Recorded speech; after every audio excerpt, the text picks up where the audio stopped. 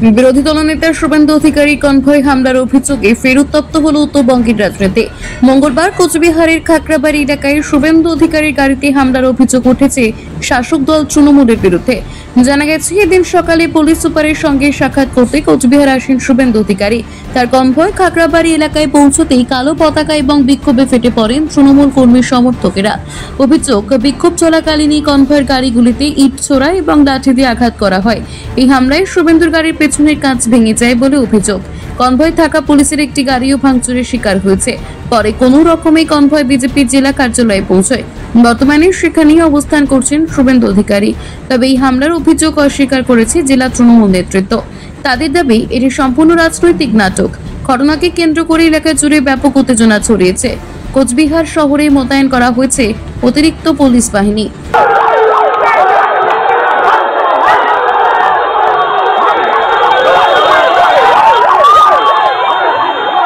আমাদের এই কর্মসূচি সকলেরই জানা, জেলা জুড়ে প্রায় 20টি জায়গায় আমাদের এই অবস্থান চলছিল। খাগড়াবাড়ি অঞ্চলে শান্তিপূর্ণ অবস্থান চলছিল উত্তর বিধানসভা কেন্দ্র। সেখানে শুভেন্দু অধিকারী গাড়ি নিয়ে দাঁড়িয়ে পড়ে একটা প্রভোকেশন দেওয়া, বিরোধী পক্ষকে উত্তেজিত করা, এটা হচ্ছে তার টার্গেট। এবং গাড়ির পেছন থেকে লাঠি সোটা বের করা করে ওখানে আমাদের লোকেদের উপর একটা হামলা করার চেষ্টা তার কনভয়েতে থাকা লোকেরা করেছে, যার ফলে একটা বিশৃঙ্খল পরিবেশ ওখানে তৈরি হয়েছে 2 মিনিটের জন্য। সেটা পুলিশ তৎক্ষণাৎ নিয়ন্ত্রণ করে কনভয় বের করে দিয়েছে। এই সমস্ত আরো পতাকা দেখানো হচ্ছে যে যা ওরা এতদিন তৃণমূলকে আক্রমণ করতো, মমতা বন্দ্যোপাধ্যায়কে আক্রমণ করতো, আমরা গণতন্ত্রের অঙ্গ হিসেবে সেগুলোকে মেনে নিয়েছি। কিন্তু যখন বাংলা আক্রমণ হবে, বাঙালি আক্রমণ হবে, এমনকি আমার মুখের ভাষা, মাতৃভাষা, সেটা যখন আক্রান্ত হবে, আমরা তৃণমূলের কর্মীরা, শুধু তৃণমূলের কর্মী না, একজন বাঙালি হিসেবে আমি ঘরে বসে থাকতে পারি না। তাই রাস্তায় নেমে আমরা এই ধরনের মূর্খদের বিরুদ্ধে, যে ভাষায় রবীন্দ্রনাথ ঠাকুর কবিতা লিখে, গান লিখে নোবেল পেয়েছেন, যে ভাষায় কবিতা লিখে, গান লিখে নজরুল ইসলাম সাম্প্রদায়িক সম্প্রীতিকে শক্তিশালী করেছেন, চারণ কবি মুকুন্দ দাস এই ভাষায় গান লিখে, গান গেয়ে বাঙালিদেরকে স্বাধীনতা সংগ্রামে উদ্বুদ্ধ করেছে, সেই ভাষার অসম্মান কেউ মেনে নেবে। বাংলা ভাষার উপর যেভাবে আক্রমণ চলছে, বাংলা ভাষী মানুষদের উপর যেভাবে আক্রমণ চলছে, তারই প্রতিবাদে আজকে আমাদের কোচবিহার জেলায় 19টি জায়গায় তৃণমূল কংগ্রেসের আমাদের বিক্ষোভ ধর্ণা কর্মসূচি চলছে। কোচবিহার 2 নং ব্লকের কোচবিহার শহরের ঢোকার মুখে খাগড়াবাড়িতে এইরকম একটি কর্মসূচি চলছিল। হঠাৎ যখন শুভেন্দু অধিকারীর কনভয় যায়, পুলিশ ব্যারিকেড রাস্তার দুপাশে ছিল।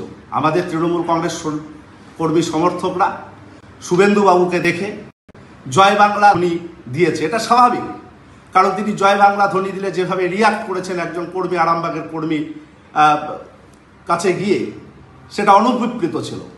আমরা এটা মানতে পারিনি। তাই জয় বাংলা ধ্বনিতে মুখরিত হয়েছিল সেই এলাকা।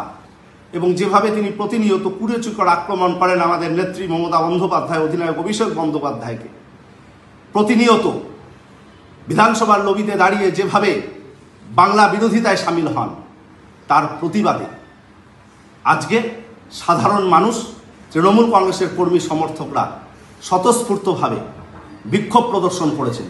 কিন্তু কোনো ভাঙচুরের ঘটনা ঘটেনি। তৃণমূল কংগ্রেসের কোনো কর্মী ভাঙচুরের ঘটনার সঙ্গে জড়িয়ে নেই। বিজেপি তারাই নিজেরাই নিজেদের গাড়ি ভেঙে ফুটেজ পেতে, সিম্প্যাথি গ্রো করতে এ ধরনের নাটক করছে। মান ভট্টাচার্য, উদয়ন গুহ, ব্যানার্জির নির্দেশে করে আমরা নিখিল রঞ্জন দে এবং সুশীল বর্মনের উপর যে হামলা, তার সিডিও জমা দিয়েছি আর রিসিভ করিয়েছি। আমরা বসিনি ওর কাছে, ওকে বলেছি কোর্টে দেখা হবে, কারণ আজকে এখানে এসেছি জলপাইগুড়ি সার্কিট বেঞ্চের অনারেবল জাস্টিস সম্মানীয় সৌগত ভট্টাচার্য মহোদয়ের অর্ডারে আমরা তার কাছেই যাব। তার কাছে যাব। উনি বলছিলেন যে গাড়ি ভেঙেছে তাকে অ্যারেস্ট করা হয়ে গেছে। আরে অ্যারেস্ট তো উদয়ন গুহকে আগে করতে হবে। কালকে এই খবর আমি পেয়ে governor, DGP, chief secretary, home secretary সবকে আমি দিয়ে এসেছি।